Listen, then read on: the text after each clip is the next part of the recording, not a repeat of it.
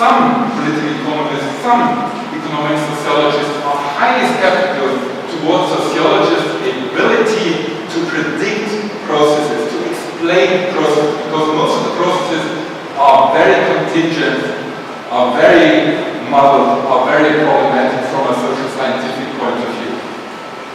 And I will come back to this point afterwards, but first a second example.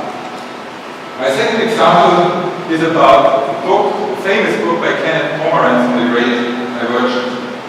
One of the most exciting discussions within current sociology takes place at the intersection between historical sociology on the one side and those currents within historiography called world history or global history on the other. Without too much fear of oversimplification, one could claim that this debate is about nothing less than whether and to what extent the classic image of Europe and its uniqueness as propagated by the founding fathers of sociology is tenable at all, or whether, given the insights coming from global historians, alternative interpretations of European modernity are more plausible. Since this might sound a little cryptic to all those of you not familiar with this macro debate, let's briefly illuminate some arguments of the so-called California School of World History.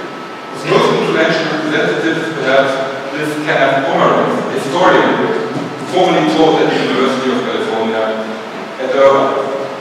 In 2000, he published a methodologically highly innovative book called, or titled, The Great Divergence, subtitled China, Europe and the Making of the Modern World Economy, in which he challenged the sociological classics and thus sociological common sense in general.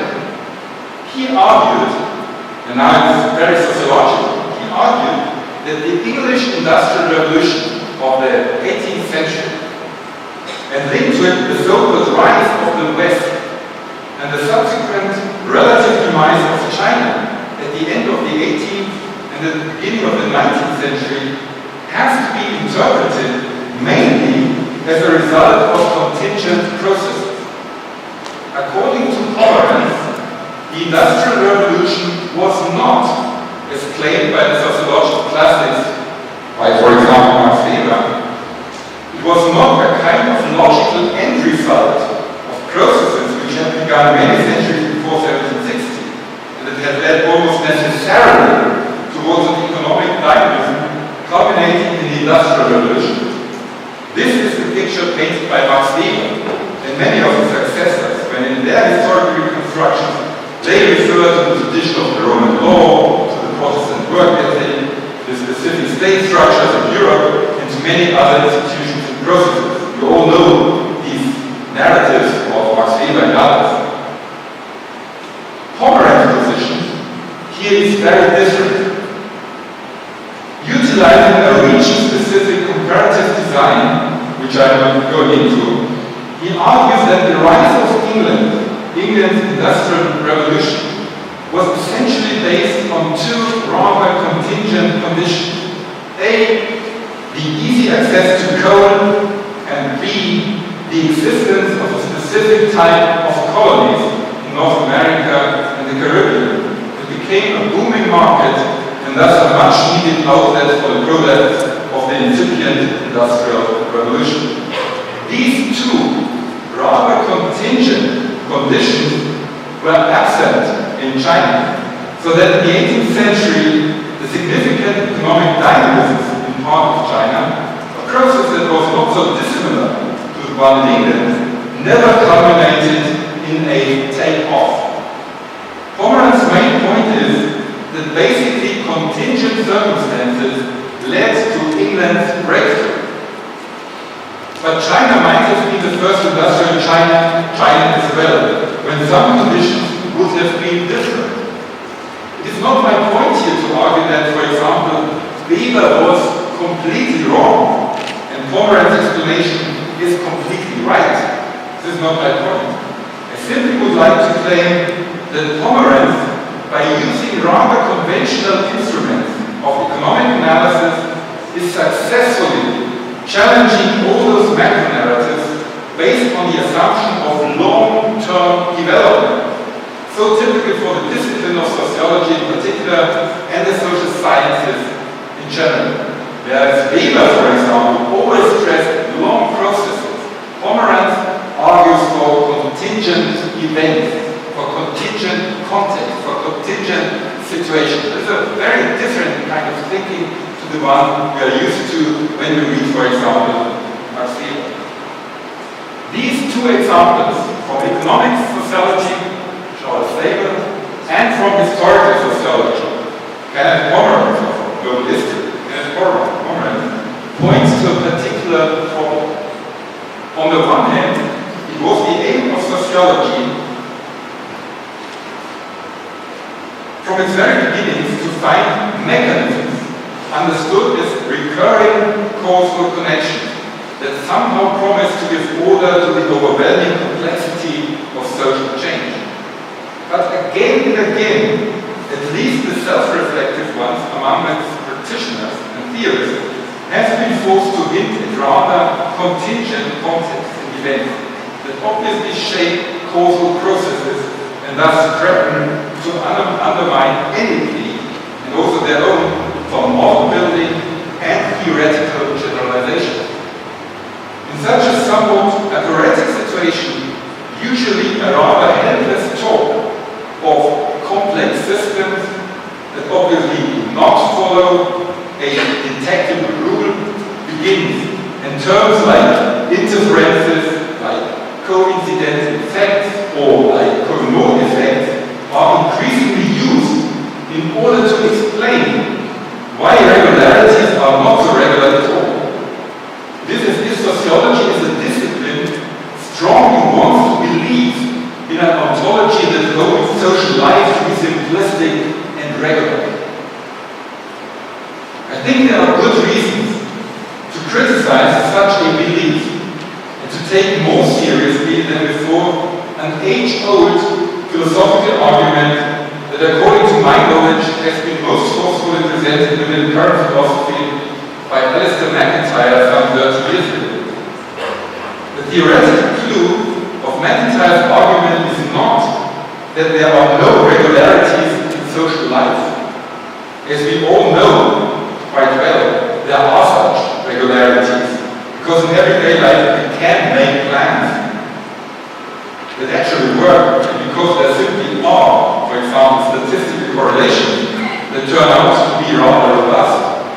But at the same time, it is also true that social life is characterized by innovation, by radically new processes and events that for logical reasons alone are not predictable.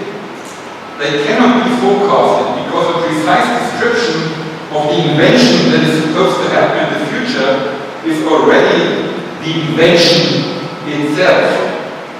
I mean, the story is quite simple. At former times one could not have invented a wheel, because in times where there was no wheel, the prediction of the invention of the wheel is already the detection of the wheel. You know, you cannot predict things which are completely unpredictable. So that means that one cannot predict things about which they have not decided yet, about which people have not decided yet, and since blind faith often plays an important role within human action and interaction. Thus, unpredictability is one of the ontological conditions of mankind, which forces McIntyre to argue in a, at least for most social scientists, still rather provocative way, that is one of the features of human life, to continuously produce counterexamples to supposedly fixed trends and laws. Or to put it differently, contingency seems to be a feature of social life that cannot be suppressed, although representatives of mainstream social science in fact always try to do that. In their search for laws and regularities, they again and again try to push contingencies to the margins of their analysis, or even to forget them, and thus necessarily fail in all their attempts to understand the emergence of new phenomena. social scientists obviously might not be immediately convinced by ontological arguments brought forward by the philosophers.